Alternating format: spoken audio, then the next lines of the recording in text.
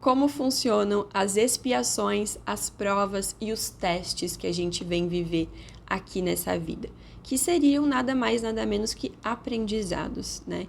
Então, a gente sabe que a Terra é um planeta escola, onde espíritos vêm para se desenvolver, para aprender, para através da vibração dessa dimensão promover os aprendizados, os acertos que só aqui é possível. Bom, esse termo expiações a gente vê muito no espiritismo, né? Então, às vezes carrega uma carga de pagar, né? Mas, basicamente, expiação significa a purificação de crimes ou falhas cometidas, né? Então, é aquele acerto. Não significa que a gente tenha que pagar na mesma moeda. Se eu matei, eu vou morrer. Se eu estuprei, eu vou ser estuprada. Né? Essas coisas mais fatídicas, ninguém encarna para isso. Nunca é projeto de ninguém encarnar para ser um assassino, para ser assassinado, para ser violentado, para ser, enfim. São possibilidades que podem acontecer de acordo com o decorrer da nossa encarnação, com as nossas escolhas, com o livre-arbítrio, com as coisas que vão acontecendo à nossa volta. E todo mundo tem as suas expiações, né? Basta que tu olhe para a tua vida e perceba quais são os assuntos, quais são as coisas na tua vida que tu tem maior dificuldade. Será que é com dinheiro? Por mais que tu se esforce, tu trabalhe, o dinheiro parece sempre um assunto que é difícil para ti prosperar. Talvez em tempos anteriores, em vidas passadas, tu tenha usado o dinheiro de forma negativa, prejudicado pessoas, se prejudicado através do dinheiro, e hoje tu vem com essa expiação. Muitas vezes o nosso espírito faz essa programação, esse planejamento de, por exemplo, até tal idade, até acontecer tal coisa na minha vida, eu vou ter o dinheiro mais restrito. E aí, se eu me desenvolver, se eu fortalecer a minha moral, a minha ética, né? Se eu ir por um caminho que é o que eu planejo, aí sim, que o dinheiro flua na minha vida. Então, às vezes, aquilo que parece que é uma punição de Deus, que é uma coisa ruim na nossa vida, se a gente vai olhar para a nossa vida eterna quanto espíritos e que a vida aqui quanto humanos é uma passagem para evoluir em determinados aspectos, às vezes as expiações, as provas que a gente passa, às vezes são uma bênção divina. Porque nesse exemplo do dinheiro, por exemplo, talvez se lá com 20 anos aquela pessoa prospera, fica milionário e não desenvolveu o seu caráter, a sua moral, talvez essa pessoa vai se prejudicar muito, muito, muito, muito, muito mais e gerar muito mais karmas negativos para a vida dela. Eu não acredito naquela crença que o espiritismo traz, que me traz uma sensação muito assim, de que sofrer é bom, é bonito. De que Deus se alegra se tu sofrer, se tu passar trabalho, se tu sentir dor, se tu viver na miséria.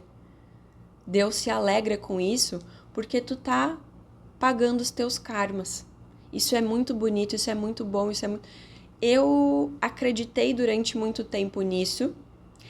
Eu fui para um lugar meio denso, não me fazia bem manter essas crenças, e aí eu comecei a estudar outras coisas, e eu fui percebendo, foi fazendo muito sentido para mim, que a gente cria o que a gente acredita. Então, o espiritismo é fantástico, mas não é uma verdade absoluta.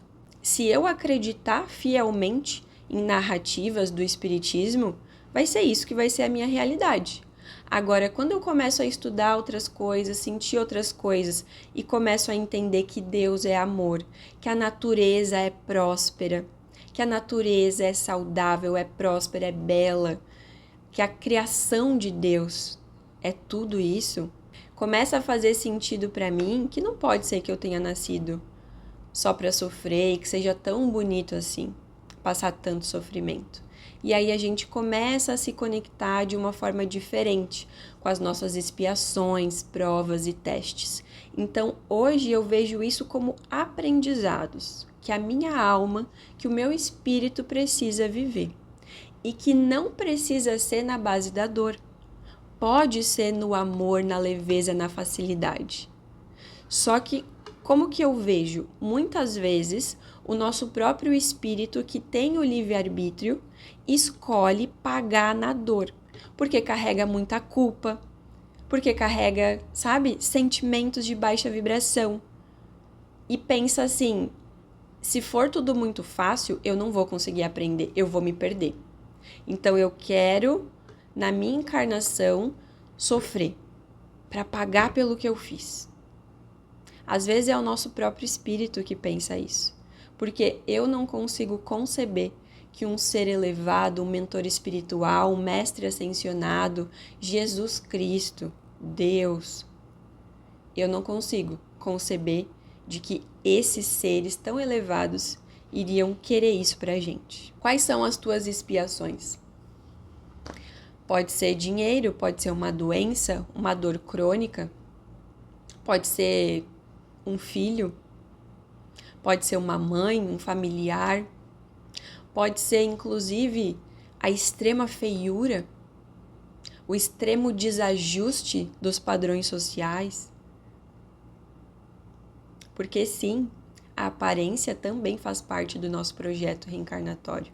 Nascer bonito ou feio, dentro dos padrões aqui da Terra, também faz parte dos nossos aprendizados. Tem um porquê maior. Geralmente, pessoas que nascem com defeito, né? Um defeito físico, vamos se dizer assim,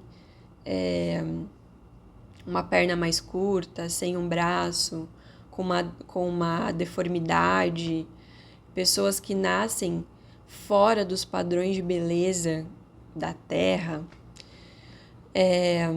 geralmente vêm lidar com a vaidade.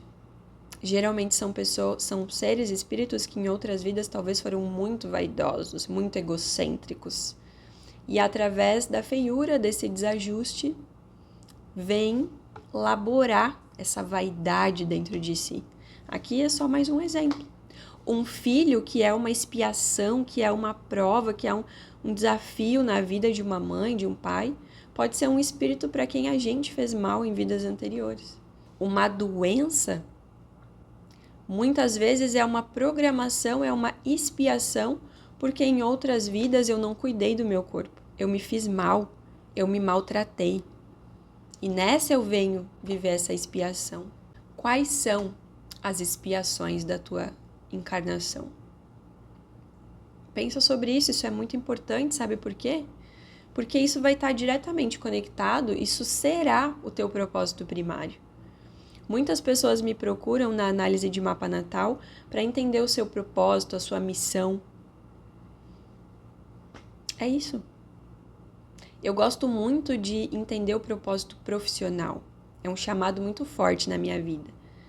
De entender o meu, né? E por isso hoje eu ajudo muitas pessoas a entender, a descobrir o seu propósito profissional. Mas o nosso propósito primário, aquilo de mais importante para o nosso espírito, para a nossa evolução espiritual, é essas expiações, esses aprendizados. E percebe, né, os testes. Toda vez que tu vive ali os teus aprendizados, as tuas expiações, percebe, né, que a vida te coloca testes.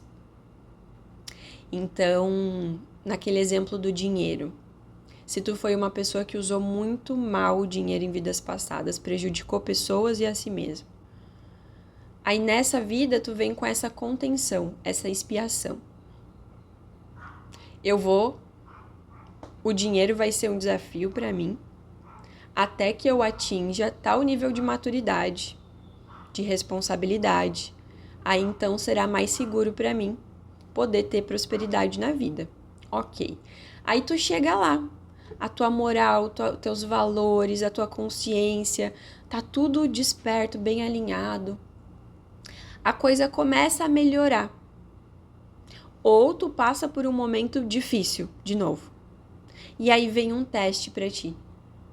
Vem uma oportunidade de fazer uma coisa que não é muito legal, de ganhar dinheiro de uma forma que não é muito legal, de tirar vantagem de alguém.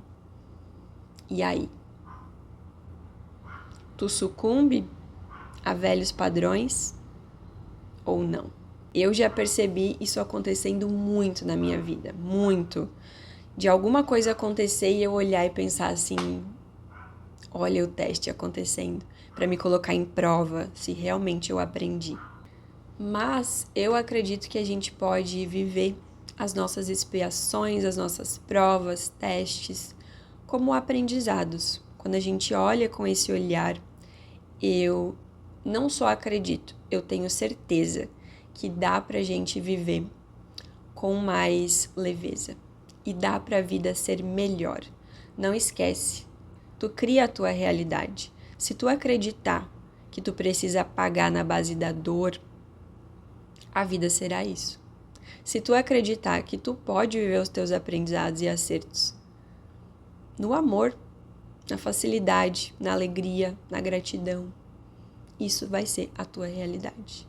Esse livro que tá aqui, Peça e Será Atendido, eu não tô com ele aqui agora, por isso eu coloquei a imagem aqui.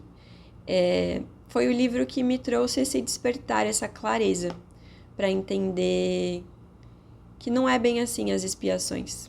Que talvez isso seja uma ideia de determinadas pessoas, determinadas religiões, mas não é uma verdade absoluta. Então esse livro me mostrou que eu posso aprender e construir para mim uma vida melhor enquanto eu vou aprendendo.